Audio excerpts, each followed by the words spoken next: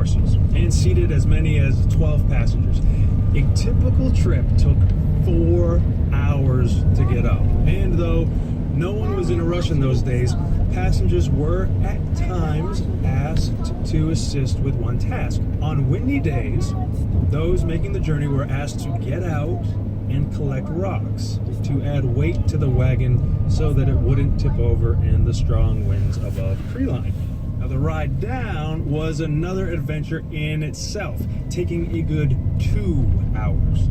The wheels on every trip down wore through a set of leather brakes as the horse, driver, and wagon fought gravity the whole way. Also, the carriage road stages weren't alone on the road by any means. Individual hotels had their own coaches for their guests, while other folks drove the family buckboard or surrey or rode on horseback. Then, as now, it was an active road that required the driver's full attention.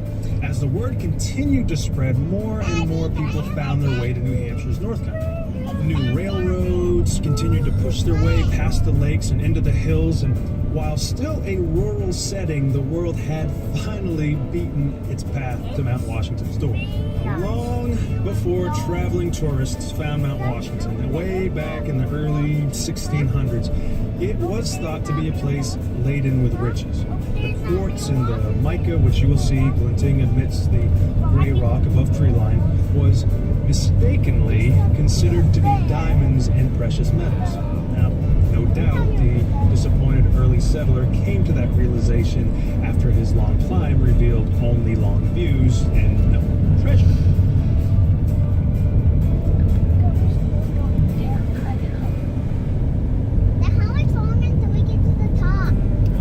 As you continue upward, you will begin to notice startling changes to the vegetation. Nearer to the bottom is a typical northeastern hardwood forest composed of maple, oak, birch, and beech trees.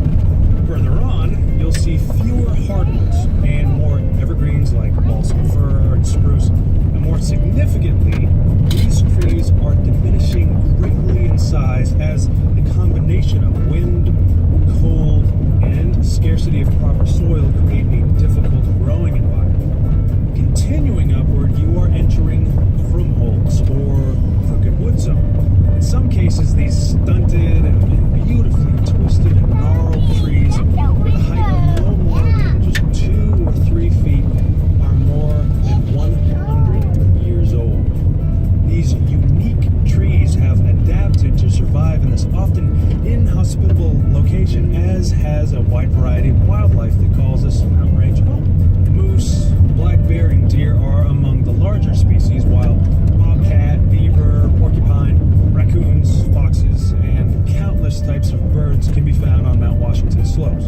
Even on the summit, mice, moles, shrews, voles have all adapted to survive in this extreme environment.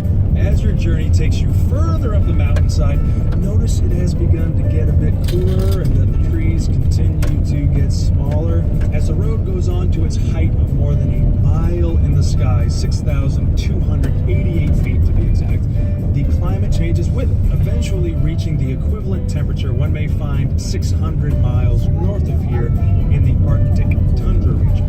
This is further exemplified by the truly stunning array of alpine flowers, lichens, and mosses, some of which can be seen preserved at the Observatory Museum at the summit. Just think of it, in the distance of just a few miles upward, you've now traveled from the more familiar hardwood forest of our region through the Krumholtz to an area more like that of Alaska and Greenland.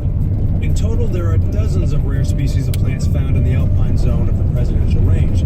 Plants like the dwarf cinquefoil live only in the White Mountains and nowhere else in the planet, and are listed as federally protected species.